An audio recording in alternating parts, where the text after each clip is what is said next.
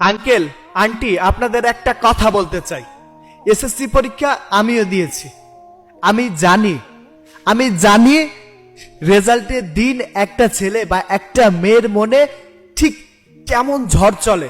ঠিক ওই দিন ওই ছেলে মেয়েরা শুধুমাত্র বাবা মায়ের মুখের দিকে তাকায় থাকে। রেজাল্ট পাওয়ার পরে তার বাবা মায়ের ইমোশনটা কেমন হয় সেই দিকে তাকায় থাকে। একটা ছেলে রেজাল্ট খারাপ করছে, সেইখানে আপনি যদি তাকে অনুপ্রেরণা দিতে নাও পারেন, কটু কথা বলবেন না। আপনি যদি তাকে সান্ত্বনা দিতে নাও পারেন, তাও বলবেন না ফেল তো করবি, সারাদিন মোবাইল নিয়ে ঘাটাঘাটি করবি, এইটা বলার কোনো দরকার নাই। কারণ তার মানসিকতা এতটাই দুর্বল থাকে, তখন শুধুমাত্র বাবা মায়ের মুখের দিকে তাকাই থাকে তারা একটু সান্ত্বনা দেয় কিনা। আর আপনারা যদি তাদেরকে রাগারাগি করেন বা বকাঝকা করেন, তাহলে প্রতিবেশীও কিছু কথা বলবে। প্রতিবেশী কিছু কথা বললে বন্ধু বান্ধবের কাছ থেকে হয়তো আঘাত পাবে। সবাই পাশ করার আনন্দে অনেক হাসাহাসি করছে, আপনি আপনার সন্তানকে কেন নিরাশ করছেন? ভাই তোমারে কই, যদি রেজাল্ট খারাপ হয়, যদি তোমার কিছু কথা শুনতেও হয়, তুমি এমন কোনো সিদ্ধান্ত নিও না যেটা তোমার ভবিষ্যৎ নষ্ট করবে।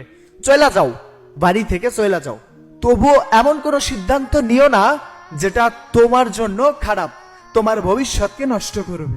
আমি জানি একটা রেজাল্ট খারাপ করার পরে ওই পরিবারের বাবা মায়ের সাপোর্ট, ওই পরিবারের বড় ভাই বোনদের সাপোর্ট কতটা প্রয়োজন।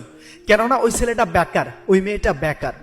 ওই ছেলেটা নিজেও জানে যে আপনাদের অর্থের উপর তাদের চলতে হয়, তারা নিজেকে অনেকটা বোঝাও ভাবে। কিন্তু কি জানেন, ওই সময়টা আপনাদের একটু সাপোর্ট, আপনাদের একটু ভালোবাসা খুব প্রয়োজন। আপনি তখন তাকে স্বাভাবিক করেন, তারপরে তারে কটু কথা বলেন। সে যখন স্বাভাবিক অবস্থায় থাকবে তখন বলেন যে জীবনে কিছু করতে হবে। একটা রেজাল্ট কি জীবনের সবকিছু অর্জন করে দেয়? একটা রেজাল্ট কি মানুষকে উন্নত শিখরে পৌঁছায় দিতে পারে? না। কিন্তু আপনার বা প্রতিবেশীর একটা খারাপ কথা, একটা কটু কথা তার জীবনটা ধ্বংস করে দিতে পারে। একটু সার্চ দিয়ে বিগত বছরগুলা রেজাল্ট পাওয়ার পরের অবস্থাটা দেখেন। ম্যাক্সিমাম মানুষ নিজের জীবনটা ত্যাগ করে দেয় একটাই কারণ, পরিবার অথবা প্রতিবেশীর কিছু কটু কথা।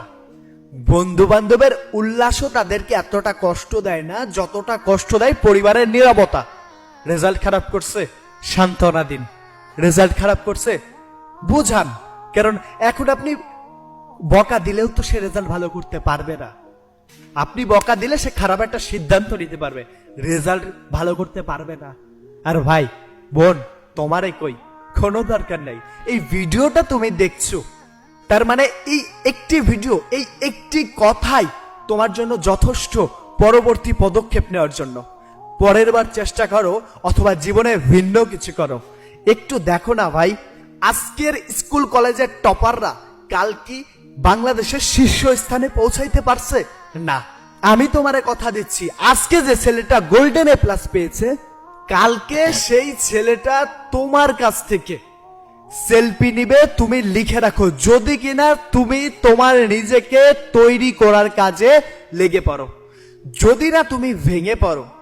আচ্ছা ভাবো তো, তুমি ভেঙে পড়েছো, তুমি যে সিদ্ধান্ত নিতে চাইছিলা সেই সিদ্ধান্তই তুমি নিয়ে নিয়েছো। তাতে কার কি হয়েছে? তাতে কার ক্ষতি বা কার লাভ হয়েছে? মাঝখান থেকে তোমার একটা সাজানো গোছানো লাইফ ধ্বংস হয়ে গিয়েছে।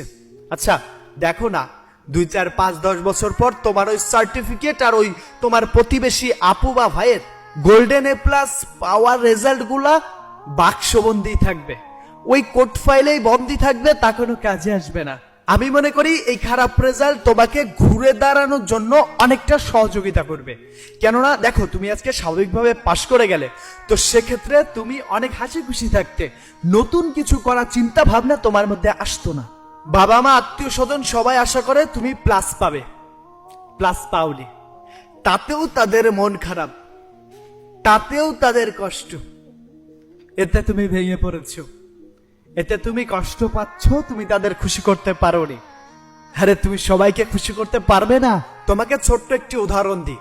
ধরো তুমি ব্যাট নিয়ে মাঠের মাঝখানে দাঁড়িয়ে আছো, তুমি বল পাবে 3টা, এর মধ্যে তোমার 6 রান নিতে হবে। এখন তুমি প্রথম করা বলটি তুমি সজোরে আঘাত করলে, কিন্তু কোনোভাবে মিস্টেক হয়ে গেল, পারলে না। এবার বলো, দ্বিতীয় বলটা আঘাত করার জন্য তুমি পূর্বের বল থেকে অবশ্যই বেশি মনোযোগ এবং শক্তি পাবে। দ্বিতীয় বলটাও তুমি আঘাত করার চেষ্টা করলে, পারলে না। এবার আছে শেষ বল।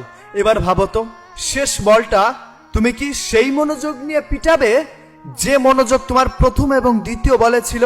অবশ্যই না। তৃতীয় বলটা তোমার শেষ বল, আর এটার জন্য তোমার অনুপ্রেরণা যেমন থাকবে তেমনি মনোযোগ থাকবে 100%।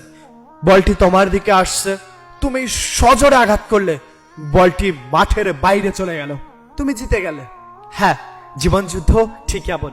যখন আমাদের খারাপ করে পরিস্থিতি আসে, তখন এজন্যই আসে যাতে পরবর্তীতে আমরা আরো বেশি শক্তিশালী হই। মনোবল এখানেই অটুট থাক। তুমি তোমার মনোবল বাড়াও, খারাপ কোনো সিদ্ধান্ত নেওয়ার কোনো দরকার নেই। আমি ইকরামুল বিবি আছি তোমার সাথে। চলো গল্প করি, তোমার কষ্টগুলা শুনি, তোমার সাথে কথা বলি। সাইনিং অফ, ইকরামুল বিবি। তোমার স্বপ্ন, তোমার লক্ষ্য তুমিই পূরণ করো। তুমি তোমার স্বপ্নতে এতটা অটুট থাকো যতটা অটুট মানুষ জীবনের শেষ নিঃশ্বাস অবধি করে যায়।